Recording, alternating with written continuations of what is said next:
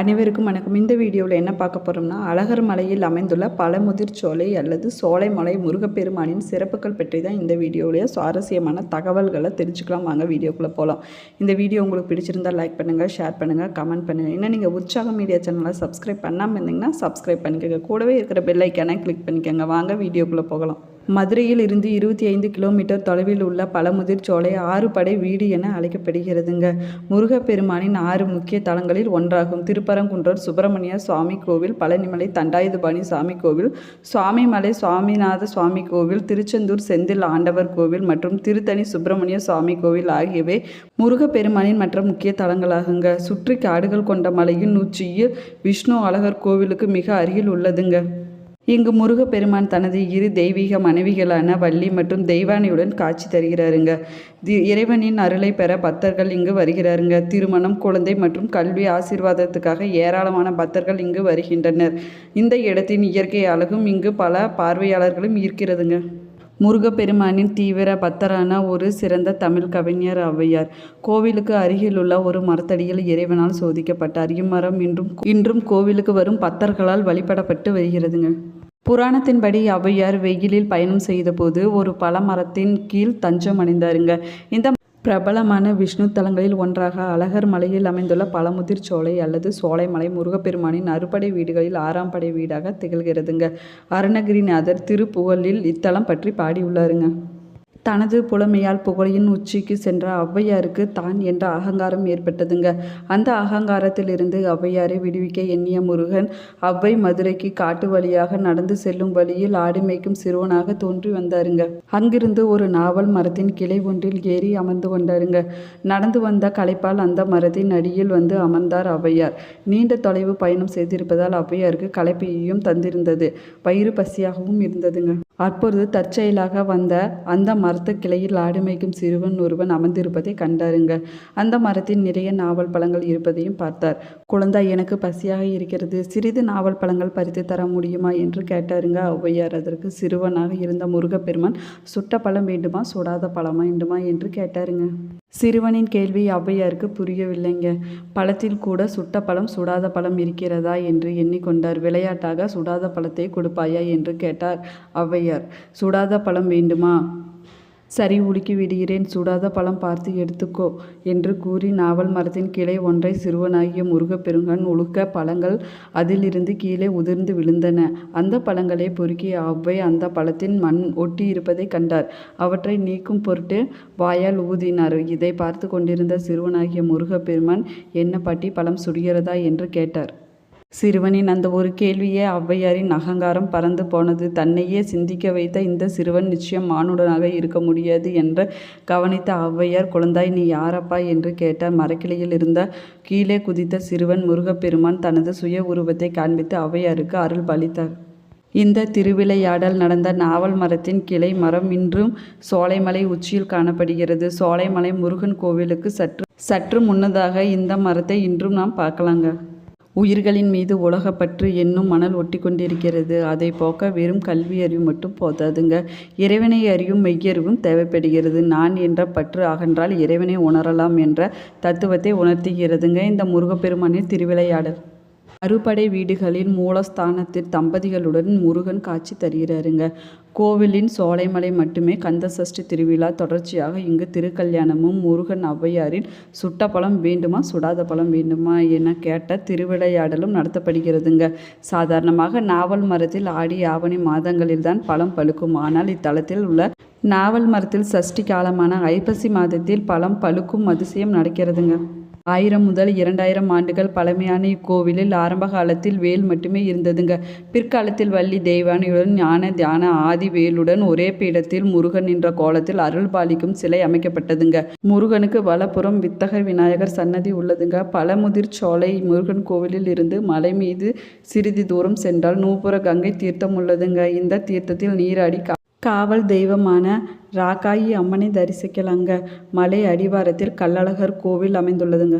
தமிழ் வருட பிறப்பு வைகாசி, விசாகம், ஆடி கிருத்திகை, ஆவணி பூரத்தில் வருஷாபிஷேகம், கந்த சஷ்டி, கார்த்திகை சோமவாரம், திருக்கார்த்திகை, பங்குனி உத்திரம் ஆகிய விழாக்கள் சிறப்பாக நடைபெறுங்க. திருமண தடை உள்ளவர்களுக்கு புத்திர பாக்கிய வேண்டுபவர்களுக்கும் கல்வியில் சிறந்து விளங்கவும் இங்கு வழிபாடு செய்கின்றனர். பிரார்த்தனை நிறைவேறியதும் முருகனுக்கு பாலாபிஷேகம் செய்து வஸ்திரம் சாத்தி வழிபாடு செய்கின்றனருங்க. பழமுதிர்சோலை முருகன் செழுமையான பழங்கால கட்டிடக்கலை மற்றும் மந்திர ஒளி வீசும் அழகுக்கு ஒரு சிறந்த எடுத்துக்காட்டாகுங்க. நாயக்கரால் கட்டப்பட்ட நவரங்க மண்டபம் 4 தூண்களால் இணைக்கப்பட்டு 9 விரிகுடங்களால் அலங்கரிக்கப்பட்ட ஒரு கண்கவர் அமைப்பாகுங்க. கோவில் கோபுரமே தனிச்சிறப்பு வாய்ந்ததுங்க. சிலம்பர் நதி கோவிலின் வழியாக பாய்கிறதுங்க. அமைதியாக மற்றும் அமைதியான சூழ்நிலையை சேர்க்கிறது. தமிழின் பழம்பெரும் கவிஞரான ஔவையார் மற்றும் முருகனுடன் தொடர்புடைய கோவில் மற்றும் ரோஜா ஆப்பிள் மரங்கள் இன்றும் கோவிலுக்கு அருகில் இருப்பதாக கூறப்படுகிறதுங்க. புராணங்களின்படி திருமால் அல்லது விஷ்ணுவின் கணுக்களால் உருவானது மற்றும் மந்திர குணப்படுத்தும் சக்திகள் இருப்பதாகவும் ஆரோக்கியம் மற்றும் செல்வம் ஆகியவற்றை கொண்டதாகவும் கூறப்படுகிறதுங்க. இந்த மலையில் மற்ற நீரூற்றுக்கள் மற்றும் தீர்த்தங்கள் உள்ளனங்க. அனுமன் தீர்த்தம் மற்றும் கருட தீர்த்தம் ஆகியவை சிலவற்றில் அடங்குங்க.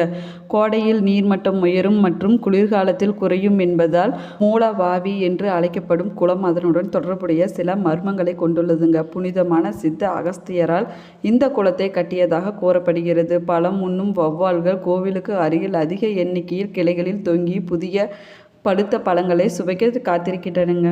முருகப்பெருமான் உலகம் முழுவதும் உள்ள பல தமிழர்களால் முதன்மை கடவுளாக கருதப்படுகிறாருங்க. ஸ்கந்த புராணம் என்று அழைக்கப்படும் மிகப்பெரிய மகாபுராணத்தில் கூட அவரது கதை விரிவாக்கப்பட்டுள்ளதுங்க. முருக ஸ்கந்தா அல்லது கார்த்திகேயா என்று அழைக்கப்படுகிறாருங்க. மேலும் காதல் மற்றும் போரின் கடவுளாக கருதப்படுகிறாருங்க. அரக்க மன்னன் சூரபத்மனால் சித்திரவதை செய்யப்பட்டு துன்புறுத்தப்பட்ட பிறகு வான தெய்வங்கள் விஷ்ணுவிடம் உதவி கேட்க புராணங்கள் கூறப்படுகிறதுங்க. ஆழ்ந்த தபஸ் நிலையில் இருந்த முருகப்பெருமானை எழுப்ப காமதேவரை நியமித்தார். அதன் மூலம் சூரபத்மனை முடிப்பதும் விண்ணுலக கடவுள்களின் துன்பங்களிலிருந்து முற்றுப்புள்ளி வைப்பதும் ஒரே நோக்கத்துடன் முருகப்பெருமான் பிறக்க வழிவகுத்ததுங்க. முருகப்பெருமான் தன் துணைவிகளான வள்ளியை காதலித்த போது திருச்செந்தூரில் நடந்த போரில் வெற்றி பெற்ற இந்திரனின் மகள் தெய்வானையை ஆகியோரை எப்படி மணந்தார் என்பதை பற்றி தமிழ் இலக்கியங்கள் மேலும் விளக்குகிறதுங்க. சுந்தரானந்தர் சித்தர் 18 சித்தர்களில் மிகவும் பிரசித்தி பெற்றவர். கிஷ்கிந்தா மலைப்பகுதியில் ரிஷிகளுக்கு பிறந்தவர். அவர் பெரிய சித்தர் அகத்தியருக்கு ஒரு பாதுகாவலராக இருந்தார். அவருக்கு சிவலிங்கத்தை வணங்கினார். பின்னர் அவர் சதுரகிரி மலையில் சுந்தர மகாலிங்கம் என்று நிறுவினார். மேற்கு தமிழ்நாட்டின் சதுரகிரி மலைகள் பிரபலம் அடைந்ததற்கு அவர் பின்னால் உள்ளார். அவரை சித்த மருத்துவம், சித்த யோகம், சித்த ஞானம், ஜோதிடர் என்று நினைத்தார். சட்டைமுனி சித்தர் அவர் தனது குருவான ஸ்ரீ சட்டைமுனி சித்தருடன் சில காலம் சதுரகிரி மலையில் வாழ்ந்தார். அவர் சித்த மருத்துவம் மற்றும் ஜோதிடம் பற்றிய தனது படைப்புகளை தொகுத்தார். பழங்களை பயிரிடுவதற்கும் அதிக மகசூல் பெறுவதற்கு உகந்த நாட்களை சித்தரிப்பது முதல் குழந்தைகளின் சராசரியான பிறந்த நாள் மற்றும் பருவமடையும் நாள் ஆகியவற்றை கணிப்பது வரை அவர் தனது பெயரில் பரந்த ஆய்வுகளை மேற்கொண்டார். இக்கோவிலின் முதன்மை கடவுளாக மூலஸ்தானம் அழகர் கோவிலாக இருந்ததுங்க. பின்னர் மதுரையின் திருமலை நாயக்கர் ஆட்சியில் இருந்தபோது பழமுதிர்சோலைக்கு இடமாற்றம் செய்யப்பட்டதாக கூறப்படுகிறதுங்க. பழங்காலமாக முருகப்பெருமானின் முதன்மையான ஆயுதமாக வேலின் ஒரு பழங்கால ஈட்டி ஆயுதமாக வேல் பார்வதி தேவியால் முருகப்பெருமானிடம் கையளிக்கப்பட்டு சன்னதியின் முதன்மை கடவுளாக வழிபடப்படுகிறாருங்க. புராணங்களின்படி அசுர மன்னன் பத்மாசூரனை வேலுடன் பாதியாக பிரித்தாருங்க. முருகப்பெருமான் தனது 2 துணைவிகளுடன் தனது பக்தர்களுக்கு அருள் பாலிக்கும் 6 புண்ணிய தலங்களின் வள்ளி தேவயானி தேவியுடன் நின்ற ஒரே கோவிலாக இது விளங்குகிறதுங்க. இது சோலைமலை முருகன் கோவில் என்றும் அழைக்கப்படுகிறது. சங்க காலத்து கந்த புராணத்திலும் நக்கீர திருமுருகாற்று படையிலும் போற்றப்பட்ட புனித தலம் இதுவாகும். அருணகிரிநாதரின் திருப்புகழும் தலத்தை போற்றுகிறதுங்க. பழமுதிர் சோலை என்றால் பழங்கள் உதிர்கின்ற உதிரும் சோலை என்று பொருளாகுங்க. இங்கு முருகன் தன் துணைவிகளான வள்ளியுடன் இச்சா சக்தியாகவும் தேவயானி கிரியா சக்தியாகவும் ஞான சக்தியாகவும் வழிபடுகின்றனர். ஒற்றை முகம் மற்றும் 4 கைகளுடன் நின்ற கோலத்தில் உள்ள இறைவனின் சிலை அவரது துணைவிகளின் சிலைக்கு இடையில் வைக்கப்பட்டுள்ளது. கல்லாலான இறைவனின் வேல் சிறப்பு வாய்ந்தது மற்றும் பக்தர்களால் மிகுந்த வழிபாட்டுடன் இத்தலத்தில் வழிபடும் பக்தர்களுக்கு செல்வமும் ஆரோக்கியம் பெருகும் என்பது நம்பிக்கையாகும். கோவிலுக்கு அருகிலுள்ள சிலம்பார் ஆறு ஓடுகிறது. முருகப்பெருமானின் 6 தெய்வீக தலங்களில் ஒன்றாக பழமுதிர்சோலை முருகனின் தலமான பசுமையான மற்றும் அடர்ந்த காடுகளால் சூழப்பட்ட மலையின் மேல் அமைந்துள்ளதுங்க. மூலவர் பாலசுப்பிரமணிய சுவாமி தல விருட்சகம் நாவல் மலம் தீர்த்தம் நூபுர கங்கை தீர்த்தமாகுங்க. இந்த பதிவு நீங்கள் பயன்பெறும் வகையில் அமைந்திருக்கும் என்று நினைக்கிறேன். இந்த பதிவு பிடிச்சிருந்தால் லைக் பண்ணுங்கள், ஷேர் பண்ணுங்கள், கமெண்ட் பண்ணுங்கள். கூடவே சேனலை சப்ஸ்கிரைப் பண்ணிக்கோங்க. கூடவே இருக்கிற பெல்லைக்கானை கிளிக் பண்ணிக்கோங்க. இது போன்ற ஆன்மீக தகவலை தெரிஞ்சுக்க தொடர்ந்து நம்மளோட சேனலை பாருங்கள். Thank you friends.